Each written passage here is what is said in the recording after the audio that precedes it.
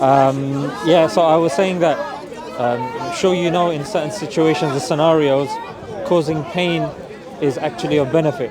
For example, yeah, even though you probably can't tell, I have attempted to go to the gym, and I've been told, even though I don't have much experience in this, that when you do start lifting initially, your muscles do start tearing, and but again, it's no pain, no gain. So that pain is actually good because what will result from that is, well, hopefully gains, and hopefully better health, more strength, more agility, etc., etc. So how do you kind of reconcile the two? Well, I mean, it's obvious that pain has a utility, and that's why, I mean, we're evolved to have pain to avoid certain things. And I mean, pain has a reason. But that doesn't mean that, I mean, that's not the kind of suffering that I'm talking about. So just before you jump into that kind of Yeah. suffering, so you're open to the fact that certain degrees of harm and certain pains can be good for you as well.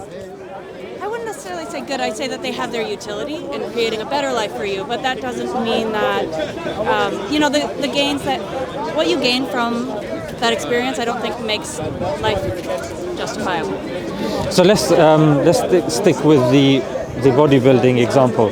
So you'd say it has utility, but that wouldn't necessarily improve your life. It's not that it wouldn't improve your life.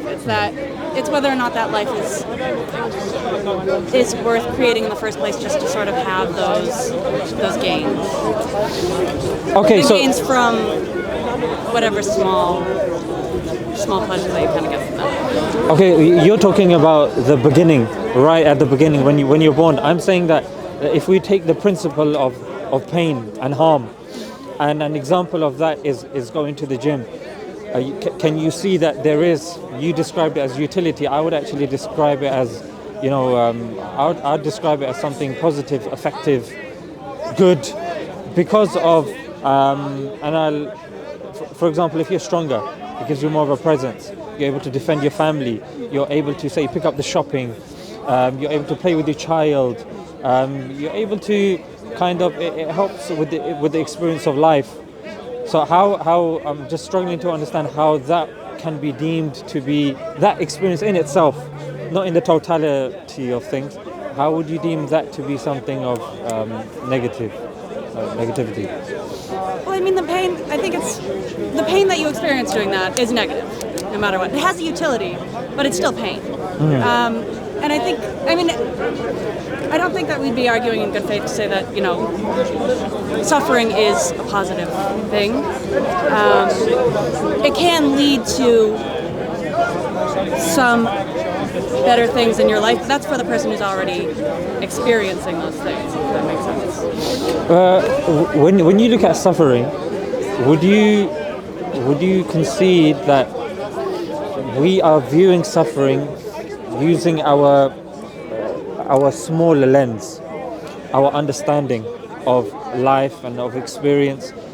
Often when we see pain and suffering, but when we ask the other person, they may not necessarily see pain and suffering like we're seeing it. For example, again, coming back to the gym example, somebody would say, you know what, I went there, I suffered and I struggled, I didn't like it. Yeah, therefore I came home and I'm not going to go there again. However, if he goes to another person who loves going to the gym, because again, the more you kind of discuss and you unpack this, you realize that just going to the gym, for many people, it becomes like once you get past a certain stage, you get a release of endorphins, you get confidence. I would argue that the positives significantly outweigh the minute nature of the harm or the negative that you get from there. I think we all see our experiences as different. We all see different levels of suffering. Some see them as positive, some see them as negative, and we all have different values to our life. Some people really value being strong, going to the gym, pushing through that pain in order to have a more positive experience. But that doesn't overall say that, well, because this person views pain as a positive thing in these certain aspects of their life, that doesn't mean that suffering in itself is a positive. So I guess what I'm trying to say is that suffering has a utility, and it needs to. We have to say, we feel fire's hot. take your hand away from it. Suffering is a part of our genetic coding that is programmed in us to make us live. And I guess that's what I'm trying to say is that suffering is necessary to make us live, but suffering isn't a positive. Suffering is created by life. It is an inherent part of life for those who are sentient. But then here's where we kind of take divergent paths. Sorry to cut you. It's that on the one hand we're saying we both agree that suffering is a bad thing, of course, by its nature. But It has utility, but it's generally a negative experience. Of course. Yeah. So on the one hand, you're saying that, hence, as a result, we need to stop procreating, whilst we're saying that because nature is inherent, you need to learn to manage it and to control it, and there are ways to have a positive life experience, net value. That it is possible to have a net value positive experience than, say, a negative experience. Go ahead. I mean, that's definitely where we suffer. Definitely where we differ, is because I don't believe that there can ever be a positive net value to life. And again, that comes back to what we had discussed before about whether or not we assign moral weight to creating joy.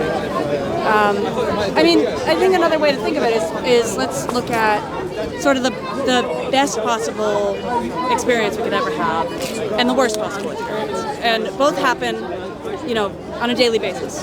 People experience extreme amounts of pain and extreme amounts of joy. Just because they, I don't see, if you could either choose between having both that extreme amount of joy and that extreme pain, or having neither, I don't see anyone in good faith actually saying, yeah, I'll choose, being skinned alive so that I can, be in love. I'm just going to cover something I really should have covered at the beginning, Okay. Which is what that kind of leads to, which is, are you calling then for the end of civilization as we know it? Yes, in so many words. I mean, antinatalism is about sort of prescribing the problem, which is that birth and basically the DNA molecule. I'm just going to move this hair in the middle if that's okay, yeah, because I think it's catching too much. Antinatalism prescribes the problem, and then how we then get to solve it is, in an ethical way, is our own product. End of humanity? Yes, so humans would, if we stopped procreating, of course humans would become extinct.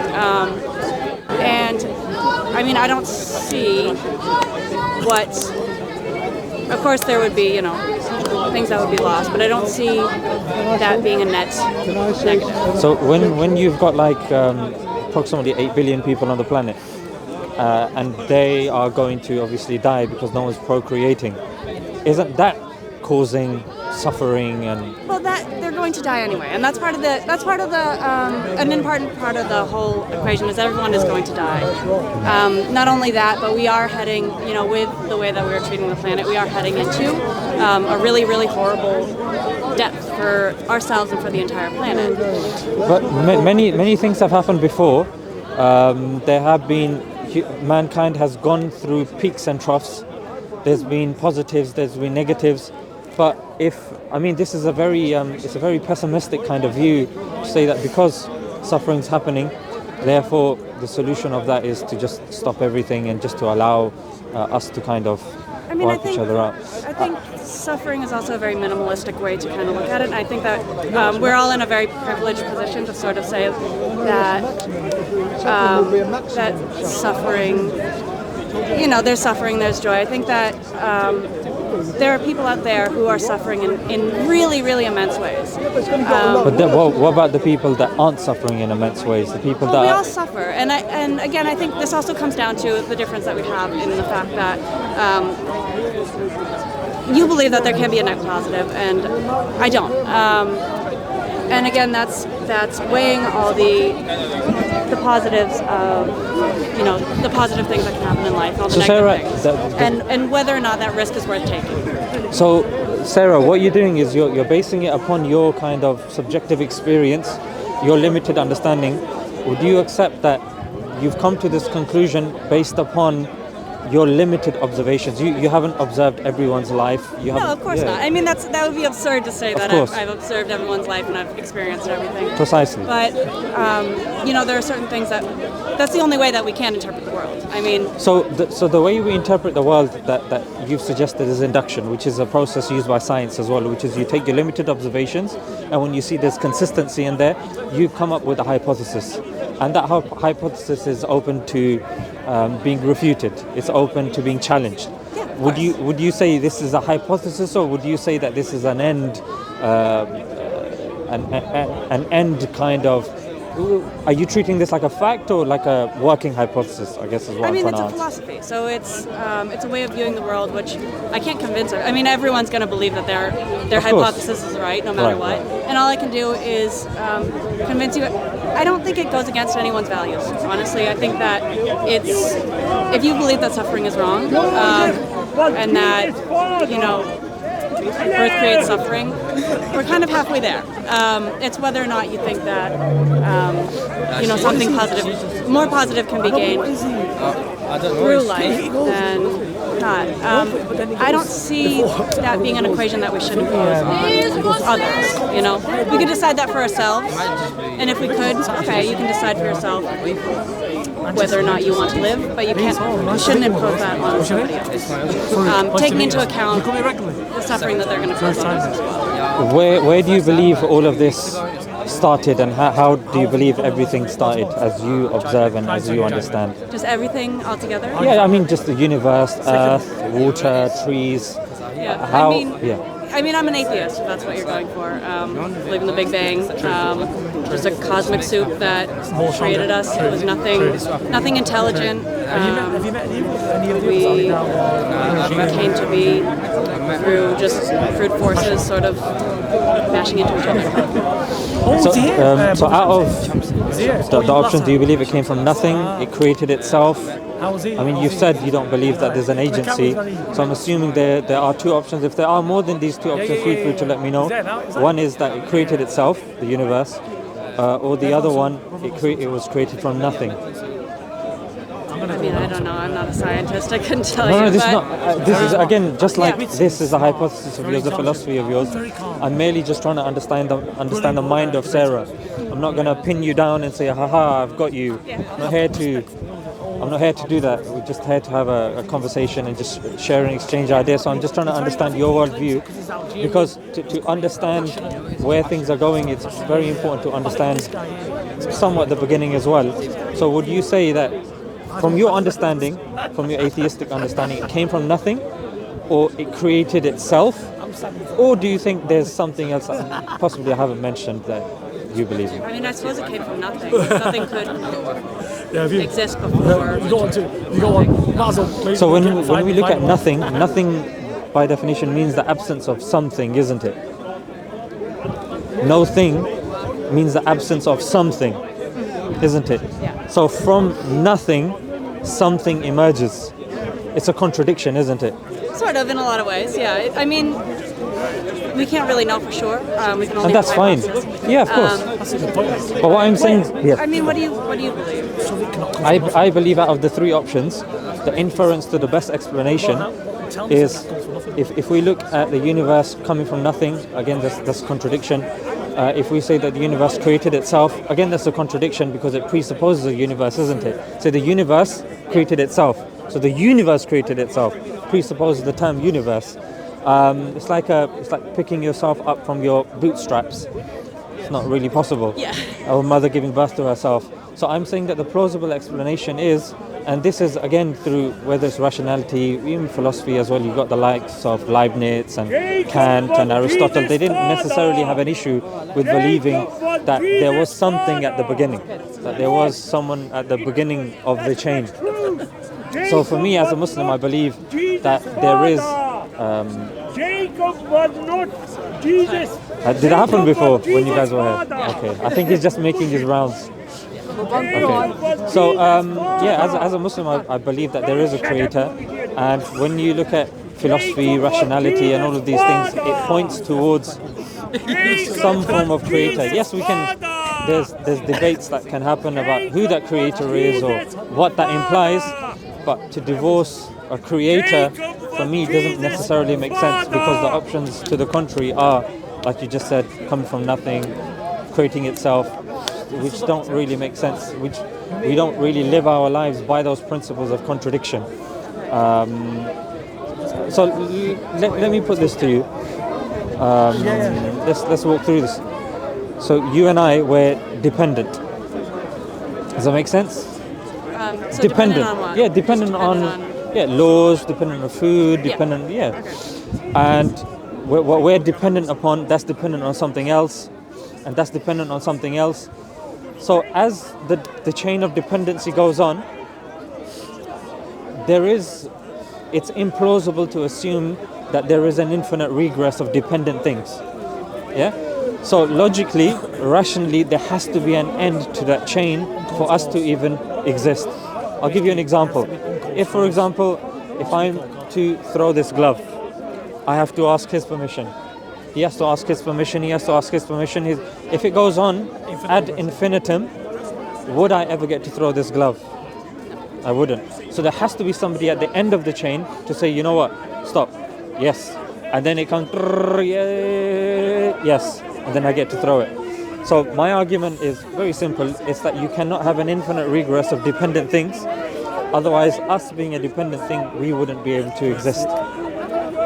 What do you think about that? Does it make sense to you? It doesn't make sense to me. Feel free to challenge it. Yeah, I mean, I don't think that's. I mean, the way that we kind of look at these things is like the Occam's razor, which is just the easiest possible explanation. Not the easiest possible explanation, but the explanation that includes the least possible jumps. I don't see religion that way. But again, everyone's free to practice their own. Of course. And I wouldn't really. I don't really argue based on religion because it's just not. Again, it wouldn't really be in good faith for me to, because I'm an atheist. But yeah, I mean, I just don't. I don't think that's the easiest possible explanation or the most logical for me. So you believe that there is such thing as infinite regress then?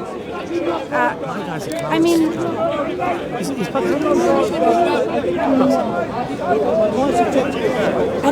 I don't know. I just don't think it exactly works that way. I mean, Alaikum salam. Let me break it down for you in another way. Thank you, brother. Thank you. So Descartes said, "I think, therefore I am." Yeah. So for us to even be speaking to each other, we have to presuppose existence. There are three forms of existence: contingent existence, necessary existence, or an impossible existence. Yeah, we take impossible existence out of the equation because obviously it's impossible. Yeah, then you've got contingent and you've got dependent. Sorry, you've got contingent and you've got necessary. We are contingent beings. We rely on something else. And if you continue that on, because that actually goes in line with Occam's razor. Because as Occam's razor says, that sometimes the simplest answer is the best answer. But again, sometimes, not always the case. So here, when you look at the thing that's around you and yourself as well, you say you're dependent, that's dependent on something else, that's dependent on something else. And if we now start saying there's two options now, either there's an infinite regress or there's an end to that chain, based on your criteria of Occam's razor, it makes sense to say that, an infinite regress doesn't make sense because it would lead to other absurdities, contradictions. In fact, what is infinity? There's no such thing as a real life infinity. So to say that there is a logical end to that chain makes sense even in terms of Occam's razor. And this, again, is not something that's been contested by many kind of philosophers like Leibniz and Aristotle and even Kant of the past as well. So going in line with that, it's only when a person says, there could be an infinite regress. That's why. And I want to remove that discomfort from you, which is that you're saying, look, religion, I'm an atheist and this and that. We're just sharing ideas. I'm not going to be offended. You're more than welcome to give your opinion and, we can agree to disagree or whatnot. But I don't want you to kind of hold back and say, you know, I don't want to. Just be honest. If you disagree with something, you disagree. I'm not going to hold you to it. But I just want to hear, because the reason why I'm linking it to obviously what you're saying, I don't want to retract or detract from that, is because because as Muslims and as theists, we believe that morality is objective. So we get morality from God. So if a person believes that it's subjective, then you're dealing with the harm principles, you're dealing with Kant's categorical imperative, etc., etc. So to pinpoint morality, it's predicated on the fact, and an integral part of the conversation is to bring in how everything came to being. Is there agency or is there no agency? Because once you divorce agency from the equation, that's when you then say that, you know what, as human beings we need to take control of everything and we need to stop procreation. But when you're arguing with a theist, then naturally you have to, it's going to be brought up of because they believe God, and God says procreate. And there is positives. Of course, the positives outweigh the negatives in procreation. And then what you're going to be, what's going to happen is you're going to be stuck in like a theological thing. You got one train going that way, one train going that way. So what I'm trying to do is I'm trying to kind of align us onto one track, so we can have like a fruitful thing. So coming back to this point of an infinite regress, do you now understand why and how this argument kind of comes to being? When you look at existence, three types of existence, where contingent, you have an infinite regress. Infinite regress is illogical. There has to be an end to that chain. I'm not saying it's God at the moment. I'm just saying an end to that chain from which we started. That's all I'm saying at the moment. If that makes sense, fantastic. We can progress. If not, feel free to tell me what, you know, I can kind of correct for you. I mean, it's just what something created something that created something that created something. I mean, it came from somewhere, whatever that something is whatever you believe in. I suppose I'm not really sure how it's relevant to. I'll tell you how it's relevant. I think that either way, we could still have the same moral arguments and conversations. Whether or not it's God or the universe, whatever created itself or came from nothing. Again, I believe it came from nothing.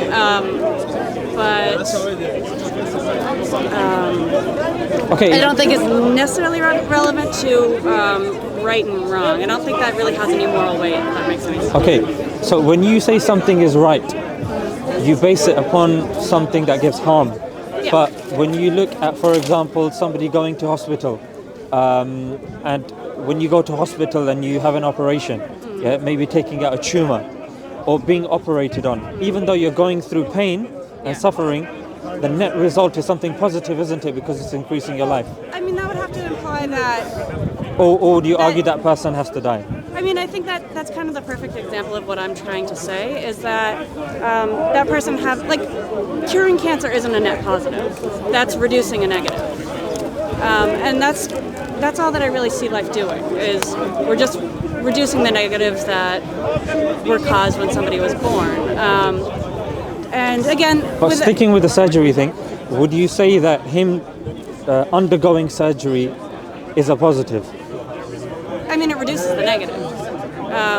Which I mean, to me, is a synonym it's all for about positive, reducing isn't positive. It's all about reducing negatives, whatever you sort of believe positive is. What is a positive to you?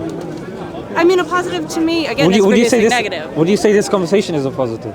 Well, I don't know. I guess that's whatever people take from it afterwards. No, what do you think? I'm asking you. Well, I mean, that's Are going you to be having up a positive to... experience? I mean, yeah, it's nice out. You know, we're sharing ideas, but again, like I said, it's so I guess what has moral weight is reducing negatives, and when we're talking about we're creating these positive experiences by cutting out cancer, reducing childhood tumors, by curing hunger, like all these things are positives. Again, that kind of goes to my argument, which is that we're creating so many issues that really can't be solved without going to the source, which is the DNA molecule, which is birth. Okay, so when you said everything, you believe that it comes from nothing.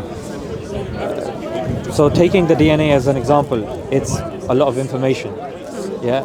and it's information that gives, or let's just say a dictionary. Yeah, you have loads of words in there, and clearly those words didn't come by chance. There was somebody behind it. Yeah, there are forces behind it. Yeah. So a lot of information indicates and a designer of sorts or a creator of sorts. Can you give me an example of a lot of information in your experience that has come by chance or by nothing? Well, I don't think anything comes by chance. It comes by, there's By always nothing. something that causes something else. So, I mean, obviously something doesn't come from nothing. I guess that's what you're trying to say. Well, that's my view, but obviously I don't want to put it on you. Yeah. I'm just trying to get you to see it from a different angle. That if you look, Sarah, even in your experience, in my limited experience, I've come to the park. No one's ever given me an example of a great deal of information that just sporadically just pops up, and that's indicative of design. So what I'm saying is that if you take the inference to the best explanation, you look at yourself, you look at the symmetry of your face, you look at the functions of your organs and your body parts. They all have a function. Yeah. For you to assume that it came from nothing, I think it's what you're doing is you're taking something really integral away from the conversation here, by giving it an answer that I don't think even yourself you would really kind of, it sits peacefully with you, believing that there was absolutely nothing once upon a time, blankety blank, and then suddenly everything emerged. Sarah emerged, I emerged, ink, cameras and intelligence. And Do you believe that it created itself? but that's a contradiction, isn't it? It's like, Yeah. so that to me doesn't make sense either, because it's like a mother giving birth to herself, Yeah. which again is a contradiction in terms. Yeah. And we don't go about our life living on saying contradictions. So there's a degree of rationality and logic Yeah. to kind of our that- existence as well. You'd have to ask someone who studies this kind of stuff. Probably not kind of a random person on the street who's into philosophy. But philosophy actually delves in these Well, I in these think things. that's more of a scientific question. Where the world came from, where the Not Big necessarily. Bang came from. And I mean, it can be a largely religious question. People answer it that way. I choose not to. Science- I encourage people not to, but Science answers the how. I would argue religion answers the why. well, religion or for me, philosophy. Philosophy is the study of various ideas, and one of those ideas incorporates religion, which is God.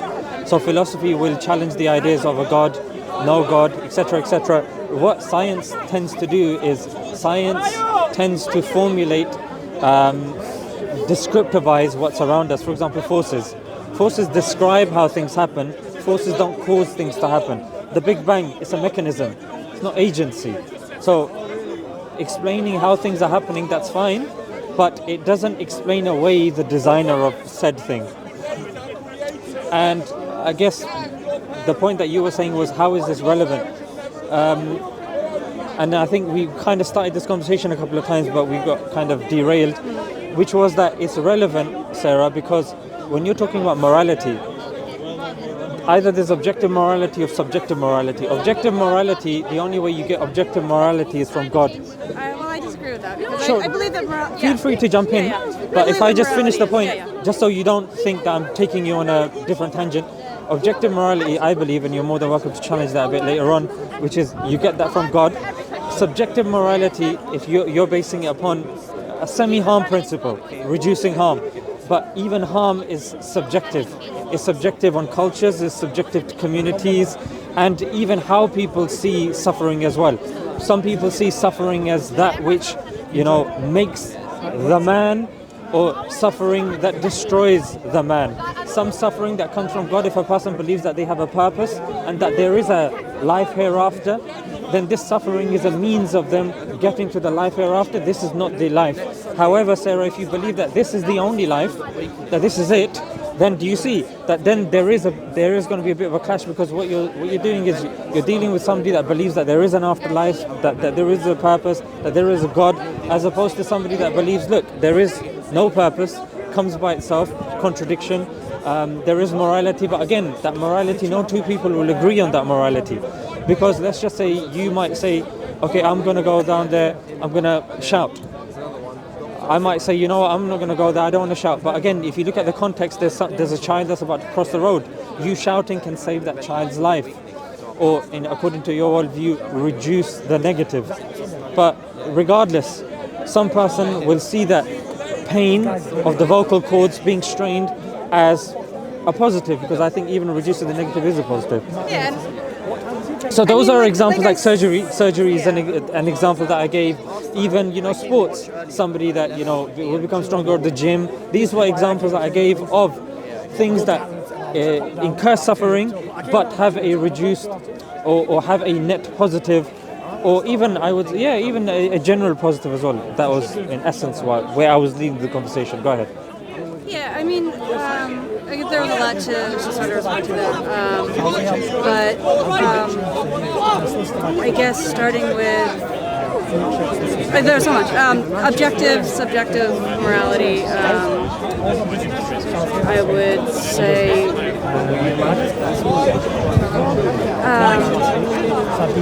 I don't think that, sorry, there was just a lot to. No worries, I can repeat some of the stuff if you want. Yeah, if you don't mind. Yeah, the only reason I said it all in one go was because I was looking at your micro expressions, and it kind of, correct me if I'm wrong, it felt like you were like, oh, he's taking me down on that path, and I don't want to be rude. Yeah, I do think that we're getting away from the main. So that's why, so that's why I brought it back to the position of morality, and I showed you how it's important, regardless. If we don't talk about God, talking about morality itself will be pointless. Yeah, it's like a heart can't survive by itself. It needs an organism that contains the heart. It needs a system. Well, that's sentience. That's us. We are that heart, and that's the most valuable thing I think in the world to protect. Is not just humans, obviously, all living beings who feel. How can you protect something when you're calling for its mass extinction? Well, that's the whole point. Once we are here, we exist, and we can suffer. Therefore, we are important to protect. Those who aren't here, because when you say extinction, it's this big sort of scary, like, big scary word that kind of carries all these. I'm not. You can give me a synonym if you want. Well, I'm not happy. Extinction is fine. I think it's fine to use that word. It's not, a swear word, whatever. I think that when we talk about extinction, I'm not talking about like mass murder of everyone. Of course. I'm talking about working towards a future where we don't exist, and that's. We're all going to die, no matter what. Everyone who's brought into existence is going to die. Just remember your point. Just remember that point, Yeah. because I don't want you to lose track. But when you say, I'm not calling for a mass extinction, I'm not saying... I am. Yeah. Of course, I knew that. But also, increasing one's life, are you in favor of that? So the people that are alive, okay. Yeah. Let's have the put- best life that you have, like So possibly. surgery and stuff like that. Of course. But, okay, so you're looking at the net negative, so you don't mind these negatives that give a positive. Yeah. I mean, I'm not arguing against surgery. I'm not arguing against yelling at someone in the street so they don't get hit by a bus. Like, I'm about reducing suffering overall, and it only follows so that not creating a being to suffer in the first place is the best way to reduce suffering for that being. There's. What about unintended pregnancies? I mean, that's a whole nother issue. What I feel about abortion. No, just unintended. Two people that copulate and they don't intend to have a child, but a child emerges. Well, I think that it doesn't really. Their intentions don't really have any bearing on that child and their life. I mean, I think that most people put more choice into like what to watch on TV than whether or not they want to have a kid, and that's the biggest choice that you can possibly make. So you're pro-contraception, yeah? Oh yeah, absolutely. Yeah. So that's a moral standpoint in itself, isn't it? So what about if you're using contraception, but that contraception doesn't work and you conceive? Yeah, and you made you had an accident and something really terrible happened. I think that has the same moral weight. You did the best that you could. I mean, these are just things that happen. That doesn't have anything to do with what's right or wrong in morality. Would you say you're a happy person? I mean, in a lot of ways. You know, I'm comfortable. I have a decent life. Like, I'm very, very privileged, and I understand that, and I know that there are many people and other animals in this world who live excruciating lives. So you're having a happy life. Yeah, generally. I mean, not everyone's happy all the time. You know. How do you judge? For what to you, if you were to see somebody, what to you would seem that they're unhappy? I mean, to everyone has. That's hard to say. I'll give you an example. But I'll give you an example through an analogy of sorts, which is a king. He was with his, his fan club, and they were going, and they saw a farmer asleep under a tree, and he said, "I would give up my wealth and I would give up everything, just so I could swap my life with that farmer, so I can have a peaceful night's sleep, just like he's having." So, the thing that we take away from that is to each their own in terms of pleasure and pain, but to say that, you know what, the whole of humanity, it seems to me that they are, that there's mass suffering. Look, you only appreciate night because of day, happy because of sad, tall because of short. As human beings, we are people of contrast. Without contrast, we fail to kind of, it's not how we're wired. It's not how we kind of live our lives. It's only if you failed an exam once, you understand what failure feels like, then you're going to work harder next time. If you've only undergone success, then to you, it's not going to be, do you see? So that's how people of theology, people that believe in God, that's how they frame negativity, and that's how they frame pain as well. And a child... That's fine. I mean, however anyone perceives pain in their own life is again, I don't think that has any weight on your morality. And again, maybe that's another way that... Would you say that you... I'm sorry, I think that you did answer this, but that you believe in objective or subjective? Objective. You believe in objective morality, Yeah. But that comes from God. That Yes. comes from somebody else. I believe in objective morality as well, and I think that objectively, the right answer would be whatever action. Can you give me an example of an objective morality that's common to everybody? I mean, you could just say something really simple like whether or not I punch someone. Is that wrong or right? Like the amount of suffering. I would argue right. Well, I mean, if that person's going to punch 3 people, then punching them to stop them, that's talking about deontology. That's like one action is always right or always wrong. I mean, if you, even with procreation, you could say you're going to create one person, but that one person is But do you see how to, that's not objective though? Save hundreds of others from coming into existence. That's not saying that morality is objective. That's saying situations on a case-by-case basis. But isn't that the definition of subjective? No, I don't think so. I think that Case by case. I think case by case is different than objective. I think that the overall theme of that is just that whatever causes the least amount of suffering is the right answer. Suffering, and again, that follows that suffering is the only thing that's really of value that there is to protect, especially when it comes to philosophy, morality, ethics.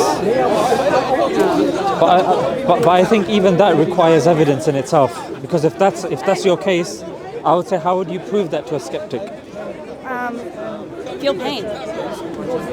And if a person feels... That's it. No, but... you have a bad experience. Not necessarily, Sarah. Experience true suffering. I mean, experience an excruciating death and say whether or not, it would be... whether or not you want it to stop. I think that it's... But here's where agency... Sarah, here's where agency does matter. Because if you believe that there's pain, but pain is made from random molecules coming together, and it's a experience that it's not linked to any morality or any theology or any God, then that would be an issue.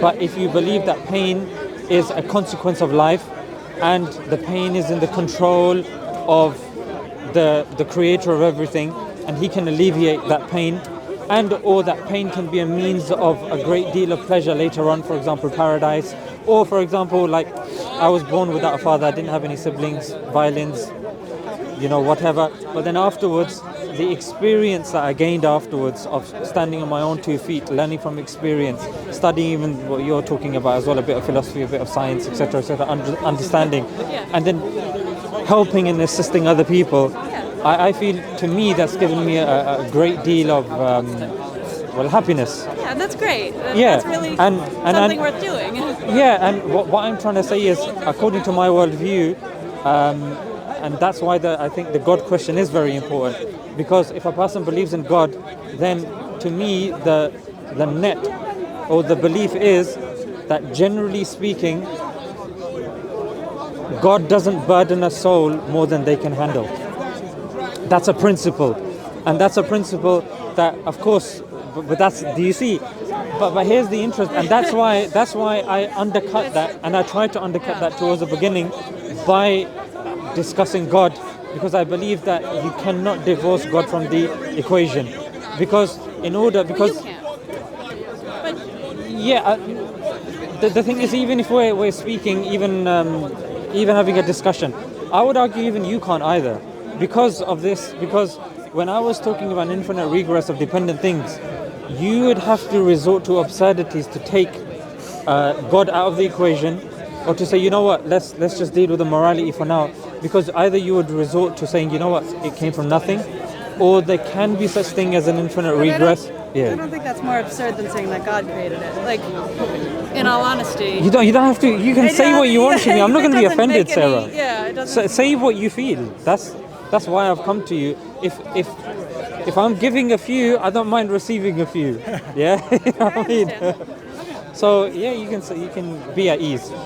You think it's absurd? Okay, I would say the inference to the best explanation, according to any and every experience that we've had, is that when we see design, it implies a creator.